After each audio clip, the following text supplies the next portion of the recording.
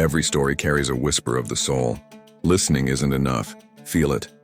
This is Soul Stories. The rain came down in sheets, tapping rhythmically against the diner windows like an impatient drummer. Inside, the warm glow of neon lights reflected off the chrome counters and glass sugar jars. The smell of fresh coffee and bacon filled the air, mingling with the soft hum of an old jukebox in the corner. Emily sat quietly near the window, her wheelchair tucked close to the booth.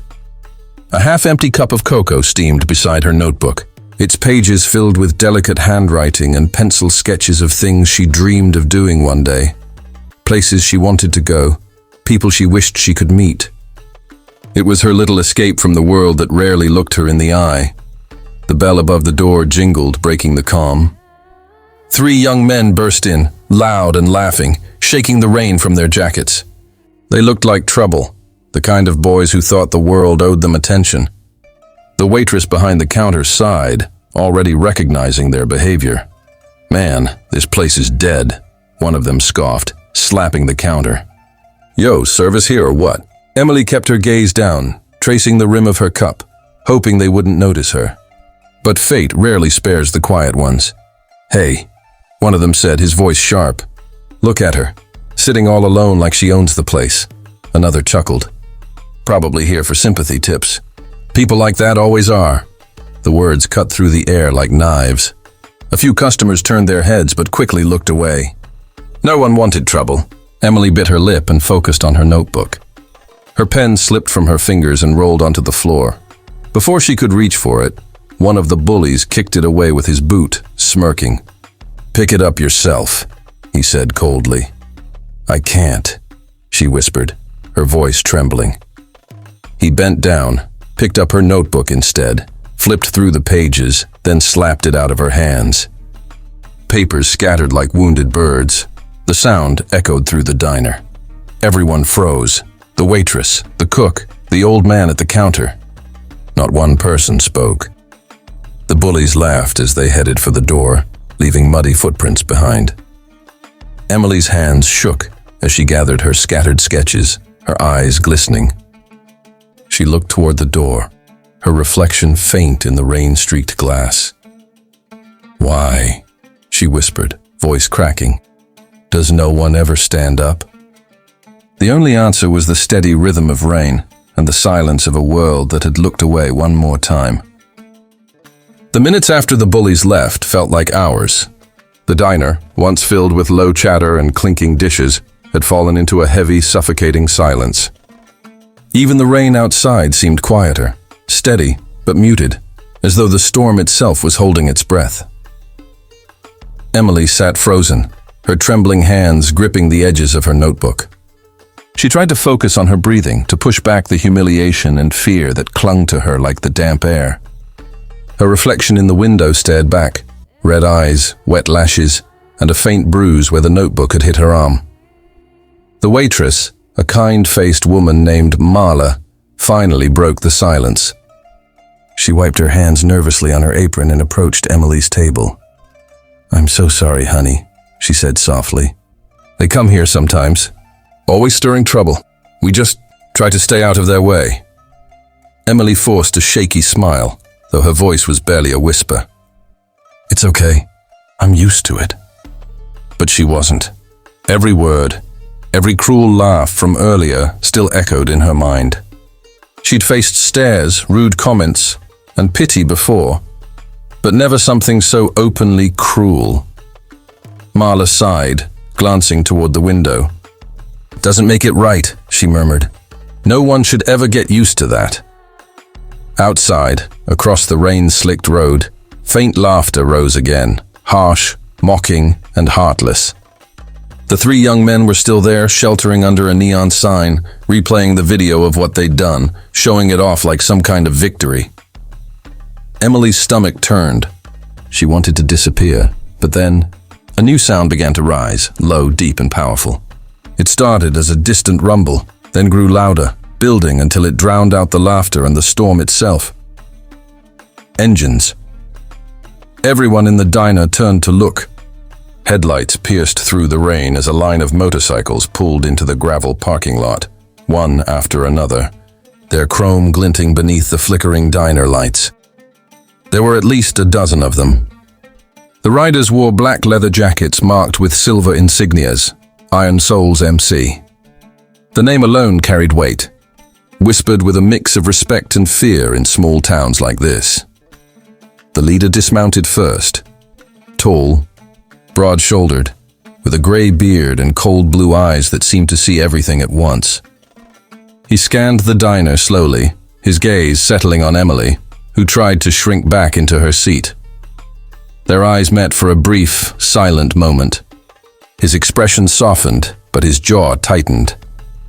Something unspoken passed between them, a quiet recognition of pain, of injustice. The man turned his head slightly toward his crew and nodded once. And just like that, the air in the diner changed, heavy with anticipation, charged with something electric. No one knew it yet, but the storm outside wasn't the only one about to break.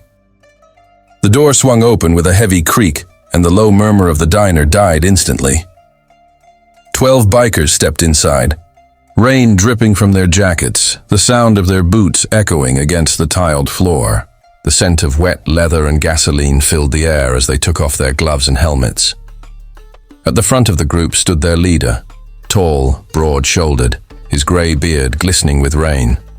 His presence alone seemed to fill the room. He scanned the diner slowly, his piercing blue eyes landing on Emily.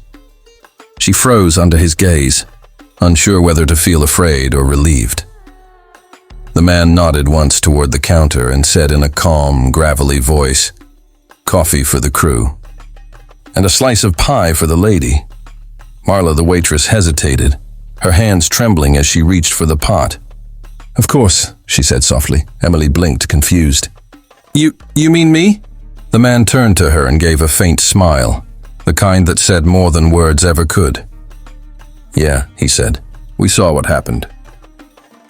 The rest of the crew took seats around the diner, filling the room with quiet authority. Their leather jackets bore the words, Iron Souls MC, a name that carried weight even among those who'd never met them. As Emily's eyes widened, the leader continued. "One of my brothers was fueling up next door. Saw those punks pick on you. He called us." Emily's lips parted in shock. "You came for me?" He gave a slow nod. "No one treats a woman like that. Not on our watch." Before Emily could reply, the diner's bell jingled again. The door opened and laughter spilled in. The same 3 bullies stumbled inside, still wet from the rain, shoving each other and smirking. But when they looked up and saw the group of bikers staring at them, their laughter died. The leader turned toward them, his voice low but sharp as a blade. "You the ones who think it's funny to hit a woman in a wheelchair?" No one in the diner moved. The rain outside pounded harder, as if echoing the tension inside. The biggest biker stood up, towering over the boys like a shadow. "Apologize," he said, his deep voice rumbling. "Now," one of the bullies stammered. We didn't mean..." The leader's hand came down on the table. Bang! Rattling every cup and plate in the diner. "Louder," he growled. The bullies flinched, eyes wide. "We're sorry.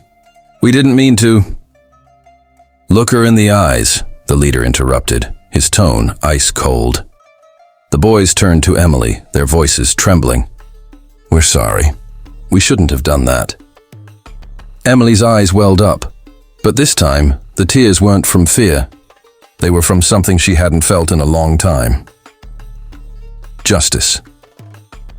For the first time, someone had stood up for her, not out of pity, but out of pure, fierce respect.